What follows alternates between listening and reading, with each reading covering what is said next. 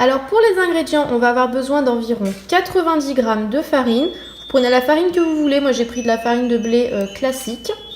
Vous aurez besoin d'un petit peu de levure.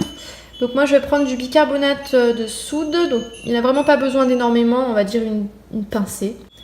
Ensuite on aura besoin de 35 g environ de sucre, donc moi j'ai choisi de la cassonade, mais vous prenez le sucre que vous voulez. Vous pouvez tout à fait utiliser du sucre de coco si vous voulez quelque chose de plus sain. On aura besoin de 20 g d'huile de coco et d'un tout petit peu d'eau. Là, il y en a pas mal, mais vous allez avoir besoin environ de, je sais pas, peut-être 10 g. Ça va vraiment être en fonction de la texture.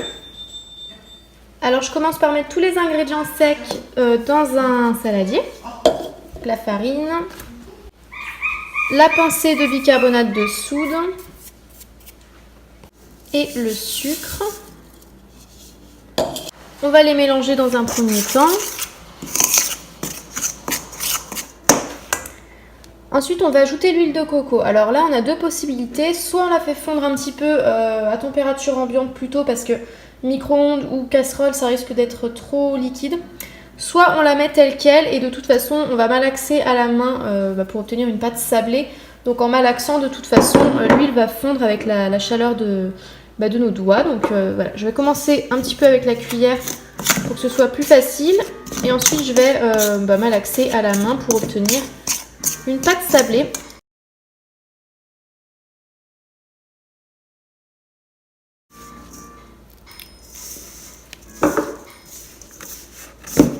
Une fois que vous avez obtenu une boule de pâte comme ça, vous la mettez sur un papier cuisson et vous prenez un rouleau à pâtisserie et vous l'étalez comme pour n'importe quel biscuit sablé. On va procéder exactement de la même façon.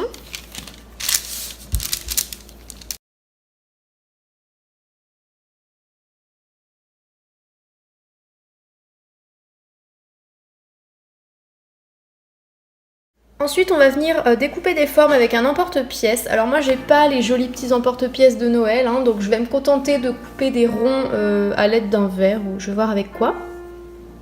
Donc c'est parti, on va découper nos petites formes.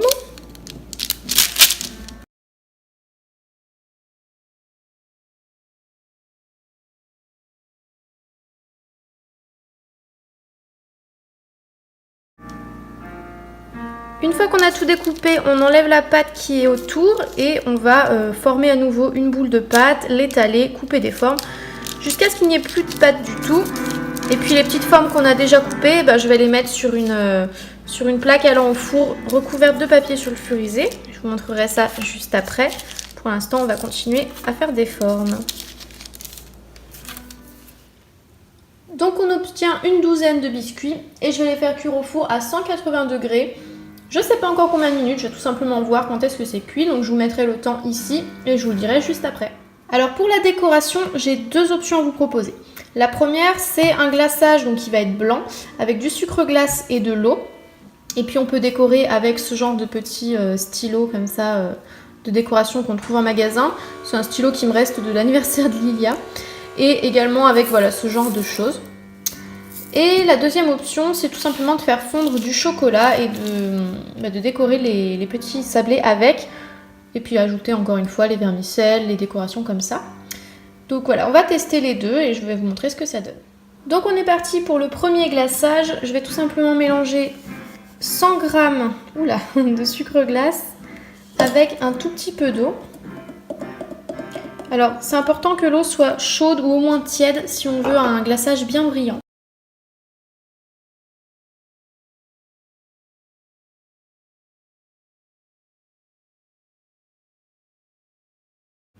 Et voilà ce que ça donne. C'est important que ce soit pas trop liquide. Là, ça fait vraiment une pâte. Je pense que ça va être vraiment pas mal du tout. Et on voit que ça brille bien. Et pour la seconde option, je vais tout simplement faire fondre du chocolat avec un tout petit peu d'eau. D'ailleurs, j'ai mis un petit peu trop d'eau, je pense. En fait, on aurait même pu s'en passer, à mon avis. Donc c'est pas grave, je vais rajouter du chocolat pour que ce soit un petit peu plus épais. Mais voilà, en gros, je vous l'apprends pas, vous savez faire fondre du chocolat. Alors une fois que les biscuits sont cuits, donc pour ma part ça a pris 10 minutes, on va pouvoir passer à la décoration. Donc là vous faites vraiment comme vous avez envie. J'ai oublié de vous montrer tout à l'heure, mais on peut aussi mettre un petit peu de noix de coco râpée. C'est hyper sympa et en plus c'est trop bon. Ça c'est une activité que vous pouvez faire avec les enfants, c'est juste une super idée voilà, d'activité en famille. Comme ça eux, ils peuvent laisser libre cours à leur imagination, à la fois ils participent avec vous, enfin bref c'est une trop bonne idée. Bon Lilia malheureusement à 16 mois elle est un petit peu petite encore hein. Donc voilà, vous pouvez décorer vos gâteaux comme vous en avez envie, moi je vais vous en montrer quelques-uns et puis voilà.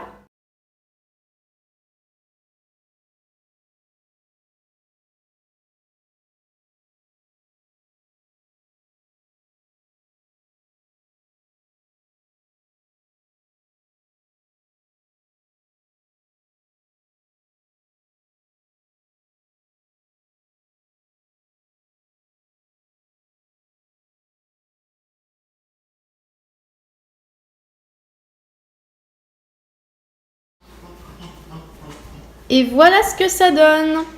Donc c'est juste trop sympa à faire. Par contre, comme dit mon chéri, ça prend 3 heures à faire et 5 minutes à manger. Non, c'est rapide à faire. Ce qui est long, c'est la décoration en fait, tout simplement. Mais c'est vraiment le truc qu'on fait surtout pour le plaisir de l'activité, on va dire. Comme je vous l'ai dit, si vous avez des enfants, c'est vraiment trop bien à faire avec des enfants. Et c'est juste délicieux, donc j'espère vraiment que cette petite vidéo vous aura plu. J'espère que vous allez la tester, cette recette. N'hésitez pas à me dire si vous avez testé, si vous avez aimé. Et voilà, moi je vous fais de gros bisous jusqu'à la prochaine vidéo. Bye!